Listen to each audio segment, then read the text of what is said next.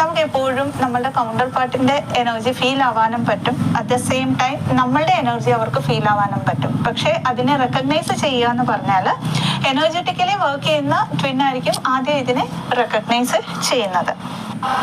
അപ്പോ ഈ ഒരു ജേർണിയിൽ എല്ലാവരും ചോദിക്കുന്ന ഒരു ക്വസ്റ്റ്യൻ, ഞാൻ എത്ര നാളായിട്ട് ഈ ജേർണിയിലാണ്? പ്രോബബ്ലി നമ്മൾ ഒക്കെയും ഈ ഒരു ജേർണിയിൽ ജന്മങ്ങളായിട്ടുണ്ടായിരിക്കാം. പക്ഷെ ഇതിനെ റെക്കഗ്നൈസ് ചെയ്യുന്ന ആ ഒരു സമയം, അത് നമ്മളുടെ പ്രോബബ്ലി നമ്മളുടെ കൗണ്ടർ പാർട്ടുമായിട്ടുള്ള ഒരു എൻകൗണ്ടർ ആയിരിക്കാം അതിൻ്റെ ഒരു കോർ റീസൺ. അതല്ലെങ്കിൽ ഇനി ഏതെങ്കിലും ഒരു സോൾ ഷോക്ക് പോലത്തെ കാര്യമായിരിക്കും നമുക്ക് ഈ ഒരു ജേർണിയിലാണെന്ന് റെക്കഗ്നൈസ്, യൂണിവേഴ്സായിട്ട് ഓർക്കസ്ട്രേറ്റഡ് ആയിട്ട് ആ ഒരു റെക്കഗ്നൈസേഷൻ നടക്കുന്ന ആ ഒരു ഫേസ് ആയിരിക്കും ഈ ജേർണിയിൽ നമ്മൾ അറിയുന്നത്. ഇങ്ങനെ ഒരു ജേർണി ഉണ്ടെന്നും ഈ ഒരു ജേർണിയിലാണ് ഞാനെന്നും അതുകൊണ്ടാണ് ഈ കാര്യങ്ങളൊക്കെ സംഭവിക്കുന്നതെന്നും.